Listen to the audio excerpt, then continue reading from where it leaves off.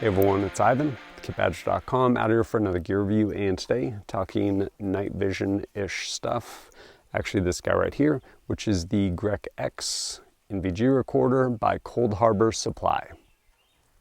What is it and what does it do? Well, I'll give you a close-up in a minute, but basically it records through whatever device you have.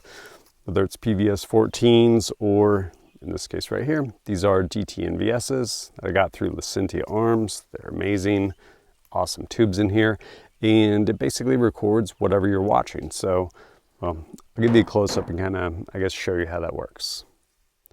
Right here is the unit. It is sitting on top of this tube from the DTNVS, and this arm basically goes all the way around, and it is connected right there where you can actually tighten it, clamp it down. There's a screw that goes in right there. And as you see up top, this piece comes down, and there's a little camera on the back side of that. And it is, again, just looking into kind of the bottom middle-ish, roughly, of your tube. And over here on this side is a on button. Right there, it says mic. Surprise, it's the microphone.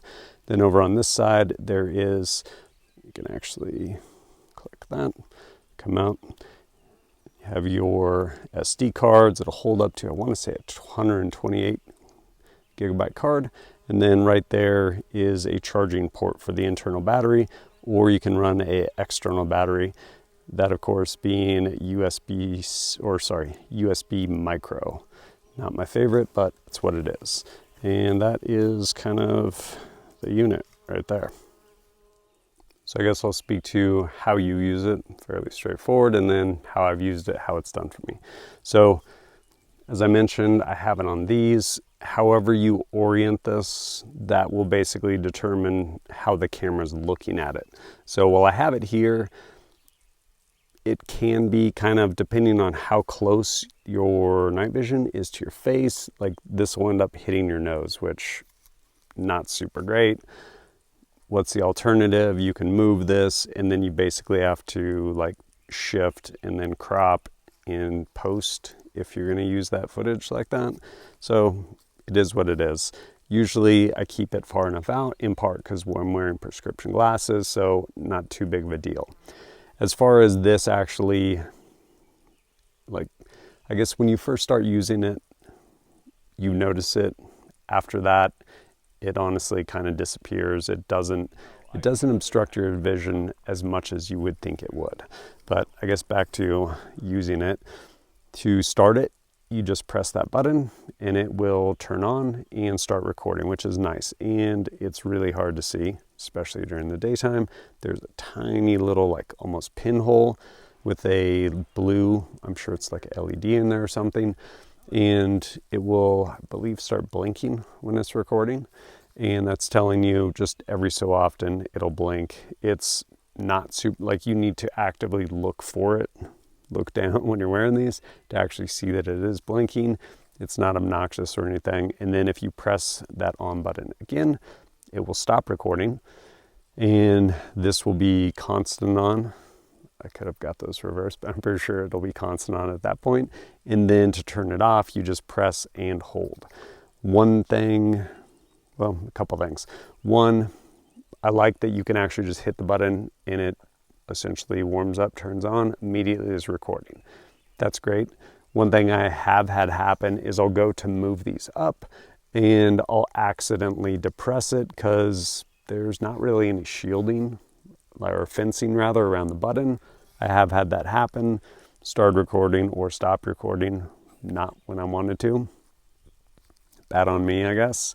The other thing that I guess be aware of, and sample size of 1, this is the only unit I've had. Haven't really talked much with other people, although I think one of the guys I was talking to ran into the same thing, in that when you plug in a external power pack, it's like, cool, we're ready to record a lot now. And so it just turns itself on. But that also means when you go plug it in to charge, it turns itself on. So the first time I noticed that, I went to go film and I wasn't able to film because my entire SD card was literally full of basically a reflected image off of this, because the tubes were off, of wherever it's plugged in my kitchen or something like that. Because I plugged it in, left it on the counter to charge, and it immediately just started recording, filled up the entire SD card. So moving forward, I would go make sure I actually removed the SD card while I charged it, and then it gave me some blinking error because it's like, hey, you don't have SD card on. I was like, I know I don't. And then after that, it was fully charged. I would then go reinsert the SD card, go use it, film whatever I was going to film with it. So something to be aware of. Which brings me to, I guess, how have I used this thing? Having had this now for probably coming up on 2 years, if not more, I've used it a ton. And I really like it. In part, granted, I've only used this and one other mission recorder similar to this.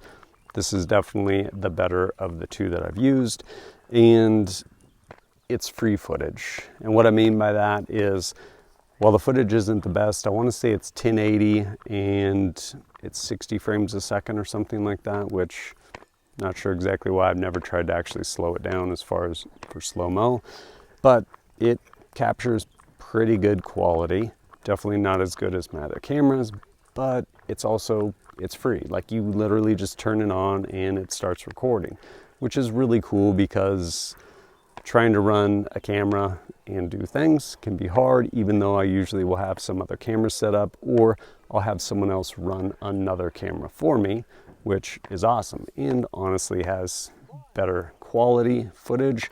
But this also gives a pretty cool perspective because you're seeing exactly what I'm seeing through this night vision, to include passive aiming, whatever else is going on, which is honestly pretty neat, like just as far as a viewpoint to capture that footage. As far as other nice things that I do like is, rather than, some recorders will block it into like 1 minute blocks, which is a huge pain when it comes to actually editing. This, I want to say it's usually like 10 minutes. So if you just turn it on and let it run, it'll eventually chunk it into like 10-minute sections. And if the thing you needed was at 9.5 minutes to 11 minutes, it's fine. You basically pull both of those in and you cut out what you need from each of them, and it just seamlessly goes, and it works fine. So kind of a non-issue. What else? I don't know how waterproof this is. I've definitely used it in the rain. Like, I definitely didn't celebrate it, but was out there shooting, filming in the rain, and seems to continue to do good. I'm sure it's water resistant, probably potted or something like that. But overall, I have been pretty pleased with it. As I mentioned, a couple of things I don't care for. One, how at least this one single unit immediately starts recording when you plug in power to charge it. I guess it thinks you're running an external power pack, but it is what it is. And yeah, honestly, a little bulkier than I like, and ideally, man, recess this thing, maybe move it somewhere. So when you're going to actually get the SD card, you're not pinching and hitting the on button. I don't know. Some things that would basically make it a little bit nicer. And of course, if it could be a little smaller, that would of course be great. But it captures things that otherwise wouldn't be able to capture, which is cool.